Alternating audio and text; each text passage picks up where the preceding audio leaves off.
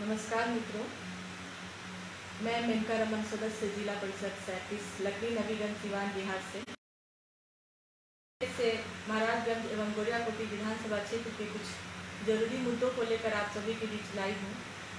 एवं सबसे पहले मैं पिछले दिनों LAC पर जो भारतीय सैनिक शहीद हुए हैं उन्हें नमन करते हुए भावभीनी श्रद्धांजलि अर्पित करती हूँ और साथ ही देश में वर्तमान कोरोना महामारी के समय वास्तविक कोरोना योद्धा जैसे स्वास्थ्यकर्मी, डाककर्मी, पुलिसकर्मी, बैंककर्मी एवं अन्य वैसे सामाजिक संस्थान से जुड़े लोग जो दिन रात एक करके लगातार अपनी जान की बाजी लगाकर देश की सेवा कर रहे हैं, उन्हें मैं सैल्यूट करती हूँ। लेकिन पिछले कुछ दिनों से मैं ये देख रही हूँ, खासकर अनलॉक 1.0 के समय से राजनीति के चक्कर में कुछ नेतागण लोगों की जान को जोखिम में डालने का प्रयास कर रहे हैं, जो वर्तमान स्थिति में सही नहीं है, क्योंकि सोशल डिस्टेंसिंग की धज्जियां उड़ाई जा रही हैं और दोनों विधानसभा क्षेत्र में लगातार कोरोना पॉजिटिव केस बढ़ रहे हैं, जो बहुत ही चिंता का विषय है। अतः ऐसे नेताओं से करवत प्रार्थना है कि कोरोना योद्धाओं के द्वारा किए कराए पर पानी फेरने के कार्य से बचें, तब जाकर कोरोना हारेगा और देश जीतेगा। अब बात करते हैं गोरियाकोटी और महाराजगंज विधानसभा क्षेत्रों के विकास की। तो धरातल पर बहुत कमियां हैं, जिसे गिनाने लगूं तो पूरा दिन कम पड़ जाएगा। संक्षेप में इन दोनों विधानसभा क्षेत्रों के जो जरूरी मुद्दे हैं उन्हें मैं आप सभी के समक्ष रखती हूँ, जो माननीय दोनों विधायकों एवं उनके निकटतम प्रतिद्वंदियों के क्षेत्र के प्रति कार्य उदासीनता को दर्शाता है।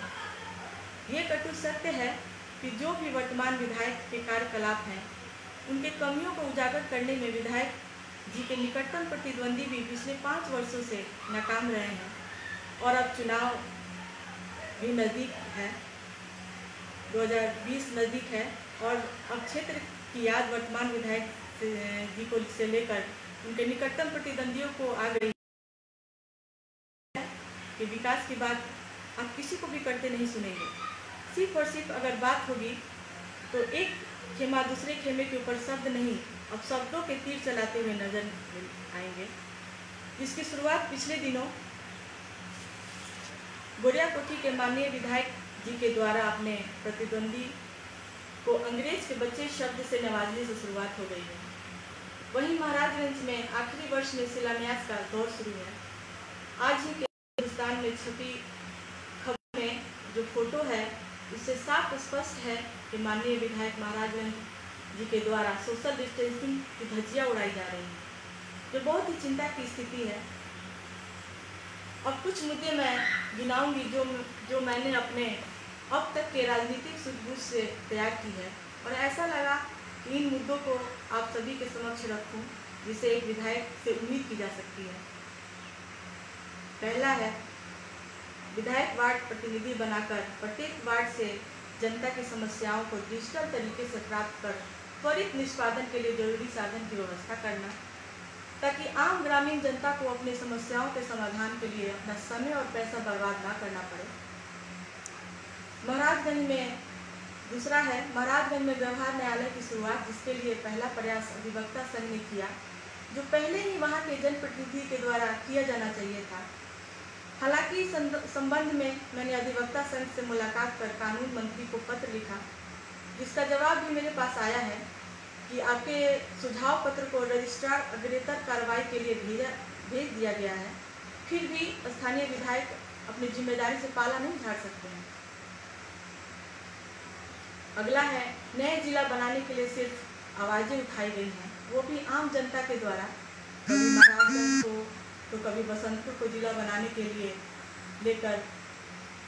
अभी तक लोगों का ये सपना अधूरा है, राजनीति के चक्कर में अधूरा ही है। मेरा ये मानना है कि महाराजगंज को जिला बनाकर बसंतपुर को उस जिले का मुख्यालय बना देना चाहिए, ताकि इस समस्या का समाधान त्वरित हो सके और भविष्य में इस मुद्दे पर राजनीति बंद हो। अगला है, धार्मिक स्थलों को चिन्हित कर उन्हें पर्यटक स्थल में विकसित करना, जिससे रोजगार की संभावनाएं बढ़ें। लेकिन अभी तक दोनों विधानसभा क्षेत्र के वर्तमान विधायक जी का उनके प्रतिद्वंदियों द्वारा कोई ठोस कदम नहीं उठाया गया है। अगला है, कला एवं खेल का ग्रामीण स्तर पर विकास के लिए दोनों विधानसभा क्षेत्र में किसी भी तरह का खेल स्टेडियम अभी तक नहीं बनना, जिससे दोनों विधानसभा क्षेत्र की युवा प्रतिभाएं कुंठित हो रही हैं। अगला है, दोनों विधानसभा क्षेत्र में मेडिकल इंजीनियरिंग कॉलेज की अब तक स्थापना नहीं होना वर्तमान प्रतिनिधियों एवं उनके प्रतिद्वंदियों की उदासीनता को दर्शाता है। किसानों के फसल के लिए सिंचाई की समुचित व्यवस्था न होना, उसके लिए ठोस कदम उठाना, जिसके कारण बहुतेरे जगहों पर नहर या नदी रहते हुए किसान अपनी फसलों की सिंचाई नहीं कर पाते हैं।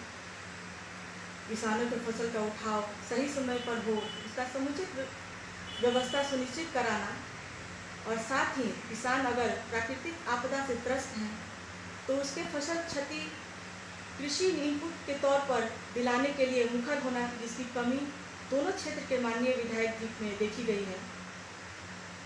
सरकारी योजनाओं में भ्रष्टाचार पर नकेल कसना तो सबसे अहम विषय है, लेकिन अगर जनप्रतिनिधि ही कमीशन खोरी में संलिप्त होगा तो आप उससे ऐसी उम्मीद नहीं कर सकते हैं कि वो सरकारी योजनाओं में हो रही भ्रष्टाचार पर नकेल कस सके। लेकिन इस जगह पर निकटतम प्रतिद्वंदियों के नाकामी के कारण इस तरह के भ्रष्टाचार में बढ़ोतरी हो रहा है, जो कि बहुत ही बड़ा चिंता का विषय है।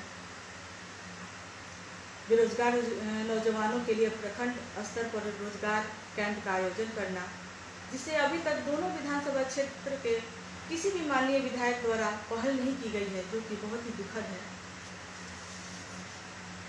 जो सड़कें अभी तक गड्ढे में तब्दील हैं, उनकी सूची बनाकर त्वरित कार्रवाई करना, लेकिन यहाँ तो विधायक जी ये स्टेटमेंट देते हुए पाए जाते हैं कि वहाँ जहाँ वोट नहीं वहाँ रोड नहीं। वोट अपनी जगह पर है और वोट का विकास से कोई सरोकार नहीं होना चाहिए। एक माननीय विधायक द्वारा ऐसी बातें कतई शोभा नहीं होती है। अगर वो विकास कार्य को वोट से जोड़ते हैं, क्योंकि विधायक अगर चुन लिए गए हैं तो वो सबका होना चाहिए। छात्राओं को सेल्फ डिफेंस के प्रशिक्षण हेतु सरकारी विद्यालयों में समय समय पर कैंप लगाने की व्यवस्था करना, जो अभी तक देखने को नहीं मिल पाया है। पंचायत सरकार भवन पर सुचारू रूप से कार्य के लिए पंचायत सेवकों एवं अन्य की नियमित उपस्थिति सुनिश्चित करना। शिक्षा में सुधार हेतु जरूरी कदम उठाना, जैसे सरकारी विद्यालयों में सीसीटीवी कैमरा लगाना, बायोमेट्रिक हाजिरी की व्यवस्था तथा शिक्षकों के बीच एक दक्षता परीक्षा के आयोजन कर जो शिक्षक उस परीक्षा में पास कर जाते हैं उन्हें सिर्फ पढ़ाने का कार्य देना एवं अन्य कार्य उन शिक्षकों से लेना जो दक्षता परीक्षा में पास नहीं कर पाते हैं।